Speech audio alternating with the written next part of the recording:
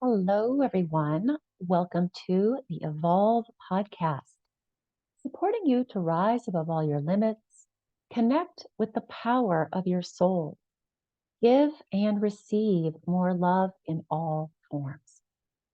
I am your host, Tanya Penny, occupational therapist, intuitive, illness and trauma guide, also author of the Connect with the Divine You book and journals.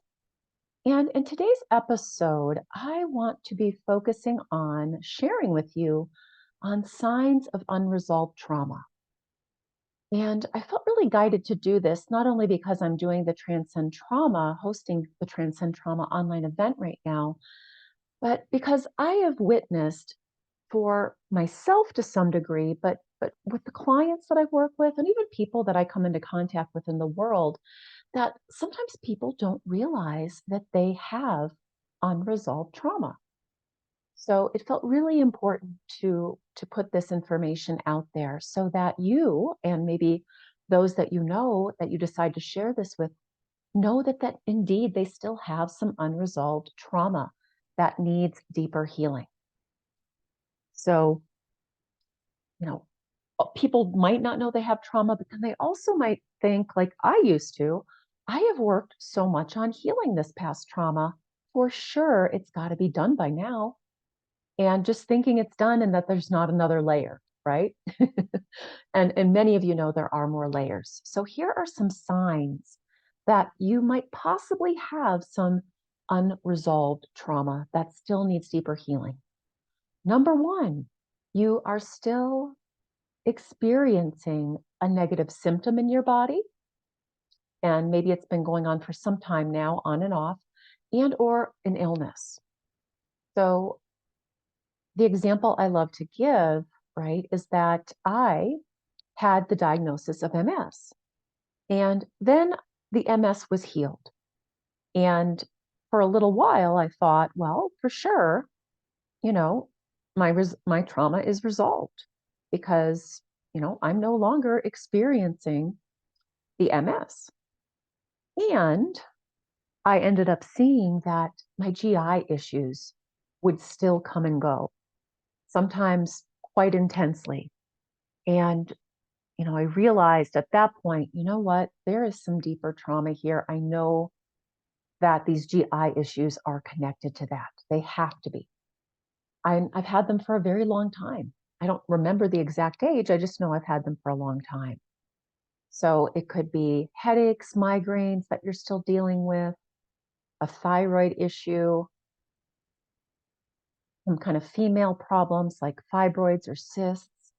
So that might be a sign, a pretty big sign that you still have some unresolved trauma living in your body. Because we know that when we experience a trauma or a wound, if you prefer that word, that it lives in the body. The emotion that was there when the trauma happened, that most of us didn't fully feel and release, plus the limiting belief slash fear, whatever you want to call it, that was created because of the trauma. Those are still living in the cells of your body if you have not fully healed that trauma. Number two, if you have trouble sleeping. So whether it's falling asleep, frequent waking, or waking up and then not being able to get back to sleep, reoccurring nightmares, or just unpleasant, like really unpleasant dreams, maybe not nightmares, but just really unpleasant reoccurring. Maybe waking up in the middle of the night with dread or panic or anxiety or terror, like I used to. And also just waking up in the morning, and I'm putting this under the sleep category, waking up in the morning and feeling this intense either anxiety or dread, right? You just don't want to get out of bed. So sleeping related things like that. That might be a sign that you have unresolved trauma. Sleep is when we are most vulnerable. So even if your trauma didn't occur at night, like some of mine did, you could still have sleeping be an issue, right? Especially if you grew up in a household that was chaotic and you didn't always feel safe. It might feel really scary to go to bed, right? Number three, you don't remember parts, chunks, or a chunk of a certain time in your life. So, a lot of the people I work with, including myself, don't remember certain periods of our childhood. I didn't really remember before the age of 10. Tiny little snippets, but hardly anything before the age of 10, 11. And about 2 years ago, I really came to the realization that, wow, there must be and have been some pretty bad stuff that happened during that time for me to have completely wiped out that 10 years, right? Um, and yes, many of you may say, well, as an infant, of course we don't remember when we were an infant. And that is true to some degree. But that could be a example of, or a clue that you have some unresolved trauma. Number four, certain situations and people are still triggering you. Okay? That could be a sign of an unresolved trauma. So whether it is being triggered by, I'm thinking of like an example. Um, okay, one for me that's still there to some degree is if I don't hear back from my sweetie, like if I text or call and then there's a period of time that goes by, that's unusual for him. And I don't hear from him, and there's not really a reason why. Like he hasn't said, oh, you probably won't hear from me, because I can start to panic, feel very triggered, right? Very anxious. It can move into panic, as an example. So there's some unresolved trauma there. Let's see what number we're on. Number 5. You keep attracting people that are unhealthy or even abusive or unfulfilling relationships to some degree.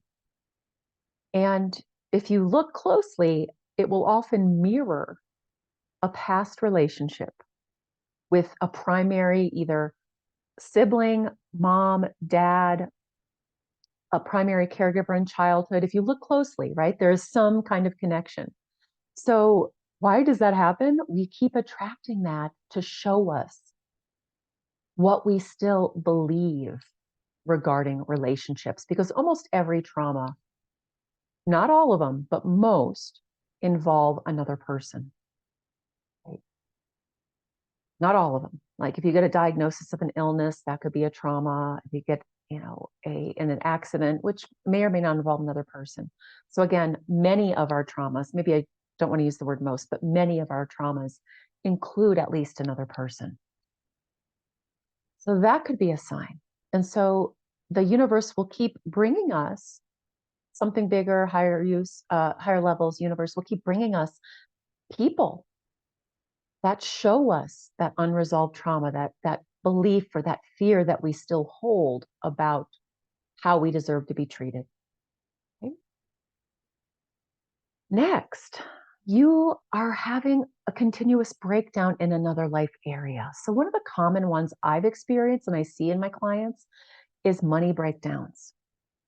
So you will continue to have some kind of money breakdown, whether it be trouble receiving in a job or from other people, not managing your money. So that could be a breakdown that you continue to experience. That might mean you have a money trauma, not a money trauma, but a trauma. Right? So a lot of the traumas that we have cause us to feel like we're bad and we don't deserve love. And I talk about love in all forms. Money is a form of love, right? From the universe. There are lots of different ways we receive love, and money is one of those. Maybe you have continuous breakdowns with other career type issues. Okay? Maybe you have a breakdown when it comes to taking time off, spending time or money on your passions. This is one for me as well that I have been working on more deeply. And again, if we have this unresolved trauma, that is around taking time or money, spending time or money, which is love for yourself. And then even if you do it, either you don't feel the joy of it and or you have guilt or fear afterwards. That could indicate that you still have an unresolved trauma.